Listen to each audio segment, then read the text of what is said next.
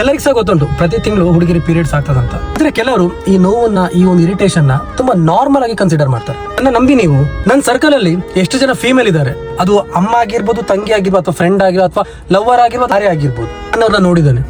ಪ್ರತಿ ತಿಂಗಳು ಆ ಒಂದು ಪೇನ್ ಅನ್ನ, ಆ ಒಂದು ಮೂಡ್ ಸ್ವಿಂಗ್ಸ್ ಅನ್ನ, ಆ ಒಂದು ನೋವನ್ನ ಅವ್ರನ್ನ ಅವರೇ ಕ್ವಶನ್ ಮಾಡ್ತಾ, ದೇವ್ರ ಹತ್ರ ಕ್ವಶನ್ ಹಾಕ್ತಾ, ಒಟ್ಟಿಗೆ ಯಾಕೆ ಹೀಗಾಗ್ತದೆ, ಇಷ್ಟು ನೋವು, ಇಷ್ಟು ತೊಂದರೆ. ಎಲ್ಲ ಹುಡುಗರ ಹತ್ರ ಒಂದೇ ರಿಕ್ವೆಸ್ಟ್ ಮಾಡ್ಲಿಕ್ಕೆ ಇಷ್ಟಪಡ್ತೇನೆ ನಾನು. ಅದೇನಂದ್ರೆ, ನಿಮ್ದು ವೈಫ್ ಆಗಿರ್ಬೋದು, ಅಥವಾ ನಿಮ್ದು ಗರ್ಲ್ ಫ್ರೆಂಡ್ ಆಗಿರ್ಬೋದು, ಅಥವಾ ನಿಮ್ ತಂಗಿ ಆಗಿರ್ಬೋದು, ಅಮ್ಮ ಆಗಿರ್ಬೋದು, ಅಥವಾ ನಿಮ್ದು ಬೆಸ್ಟ್ ಫ್ರೆಂಡ್ಸ್ ಆಗಿರ್ಬೋದು, ಅವರೊಂದು ತುಂಬಾ ಪೇನ್ ಅಲ್ಲಿ ಇರುವಾಗ ಅವ್ರದ್ದು ಜವಾಬ್ದಾರಿ ನಿಮ್ದು.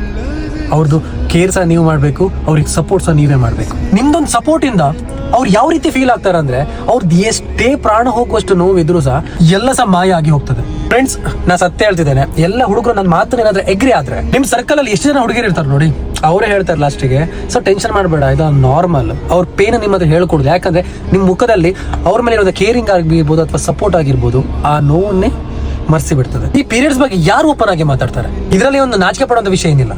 ನಾನ್ ಮಾತಾಡ್ತೇನಲ್ವಾ, ಯಾಕಂದ್ರೆ ನಂಗೆ ತುಂಬಾ ಧೈರ್ಯ ಸಿಗ್ತದೆ. ನೀವು ನನ್ನ ಫಾಲೋ ಮಾಡ್ತೀರಲ್ವಾ. ಈ ವಿಡಿಯೋ ನಿಮ್ಗೆ ಇಷ್ಟ ಆಗಿದ್ರೆ ನಿಮ್ದು ಮನಸ್ಸಿನ ಮಾತನ್ನ ಕಮೆಂಟ್ ಬಾಕ್ಸ್ ಅಲ್ಲಿ ಕಮೆಂಟ್ ಮಾಡಿ. ಹಾಗೆ ಥ್ಯಾಂಕ್ ಯು ಸೋ ಮಚ್.